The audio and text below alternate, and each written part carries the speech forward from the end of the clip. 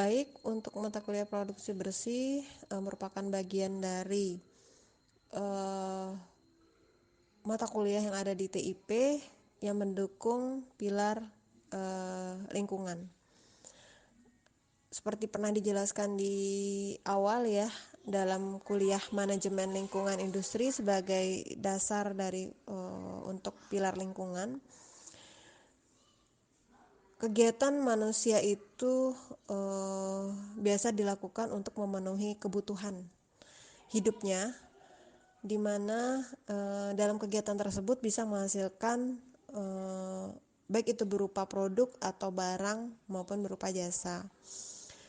Nah, kegiatan manusia itu bisa meliputi beberapa hal, baik itu kegiatan yang sederhana di rumah tangga, di kegiatan di pasar, pertanian, perkebunan, perindustrian, perikanan dan sebagainya, di mana dalam proses kegiatan tersebut eh, akan selalu dihasilkan yang namanya limbah atau buangan eh, yang tidak digunakan dalam proses utama pembuatan produk tersebut ataupun dalam kegiatan menghasilkan jasa.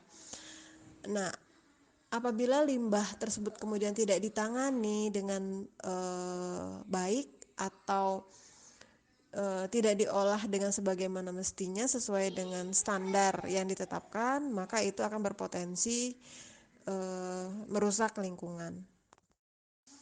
Dalam mengelola lingkungan, ya ada strategi yang dapat dilakukan. Yang pertama misalnya adalah dengan pendekatan kapasitas daya dukung. Dalam hal ini adalah suatu upaya untuk memperbaiki lingkungan yang sudah rusak atau tercemar akibat adanya limbah tadi. Nah, yang menjadi kendala menggunakan pendekatan ini tentu saja adalah akan memerlukan biaya tinggi ketika kita ingin mengembalikan lingkungan yang sudah rusak menjadi seperti kondisi yang seperti semula. Dapat dibayangkan akan banyak biaya yang dikeluarkan. Nah, pendekatan yang berikut yang dapat dilakukan adalah dari segi limbahnya. Limbah yang terbentuk itu biasanya dilakukan pengolahan, gitu ya. Dalam suatu kegiatan secara umum ya, limbah itu kan bisa berupa limbah padat, limbah cair maupun udara. Nah, konsep pengelolaan lingkungan yang apa ya, sistem klasik ya yang sudah lama dilakukan itu adalah uh, si produsen itu baru berpikir ketika limbah itu sudah terbentuk. Apa yang harus dilakukan ketika limbah terbentuk agar tidak sampai mencemari lingkungan. Yang secara sederhana mungkin yang umum dilakukan oleh suatu industri misalnya adalah adanya IPAL, instalasi pengolahan air limbah. Nah, ini adalah salah satu bentuk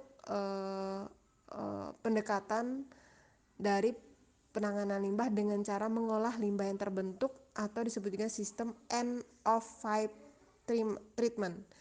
Artinya pengolahan pada pipa terakhir proses produksi, karena kan biasanya limbah itu keluar di akhir proses produksi. Jadi metode end of pipe treatment. Namun metode ini juga memiliki kendala, yaitu yang jelas limbah akan tetap terbentuk, jadi tidak mungkin ada namanya zero waste. Tahu zero waste? Zero itu nol, waste itu limbah, limbahnya itu nol, enggak.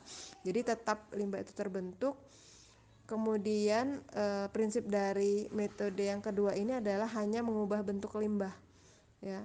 Kemudian juga tetap akan membutuhkan biaya sehingga akan meningkatkan biaya produksi karena adanya instalasi tambahan untuk mengolah limbah tersebut.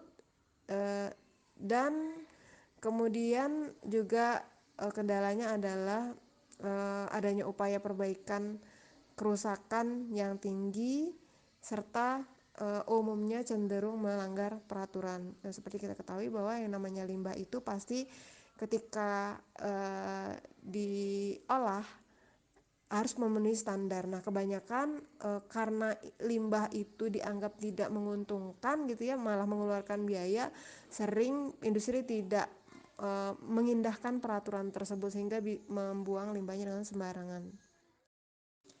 Karena kedua strategi tersebut, yaitu baik pendekatan kapasitas daya dukung maupun end of pipe treatment itu memiliki kendala, oleh karena itu diperlukan alternatif lain yang bisa dilakukan uh, untuk mengelola lingkungan. Dalam hal ini adalah produksi bersih salah satunya.